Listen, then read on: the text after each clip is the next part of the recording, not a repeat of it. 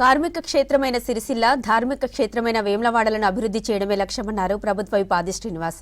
వడ్ల కొనుగోలుపై ప్రతిపక్షాలు రాజకీయాలు చేస్తున్నాయని ఫైర్ అయ్యారు. తడిసిన ప్రతి ధాన్యపు గింజను కొంటామన్నారు. రైతులకు వరి కొయ్యలు కాల్చవద్దని విజ్ఞప్తి చేస్తున్నామన్నారు. రాజన్న సిరిసిల్ల జిల్లా వేములవాడలో తెలంగాణ వ్యవసాయ విశ్వవిద్యాలయం, తెలంగాణ రైతు విజ్ఞాన కేంద్రంను ప్రారంభించారు. కార్యక్రమంలో అగ్రికల్చర్ వైస్ ఛాన్సలర్ జానయ్య పాల్గొన్నారు. ఆ తర్వాత ఆత్మ కమిటీ చైర్మన్, డైరెక్టర్ల ప్రమాణ స్వీకారంలో పాల్గొన్నారు.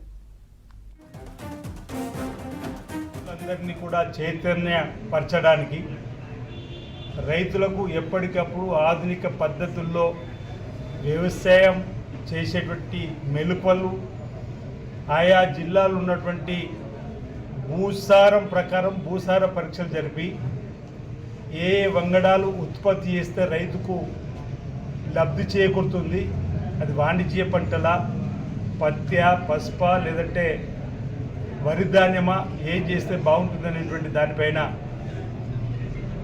ఒక తెలంగాణ వ్యాప్తంగా కూడా రైతు విజ్ఞాన కేంద్రాలను జిల్లాకు ఒకటి ఏర్పాటు చేయాలని చెప్పిన ఒక ఆలోచన.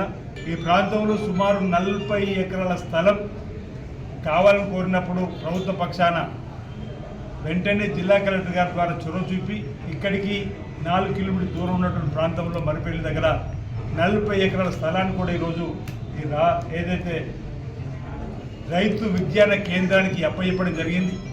ఆ విజ్ఞాన కేంద్రం ద్వారా శాస్త్రవేత్తలు రైతులకు విజ్ఞానాన్ని కల్పించడంతో పాటు ఉత్పత్తిని, ఉత్పాదకతను పెంచేటువంటి కార్యక్రమం, ప్రభుత్వ పథకాలు కూడా రైతుకు అందే విధంగా మేము అవగాహన కల్పిస్తాం.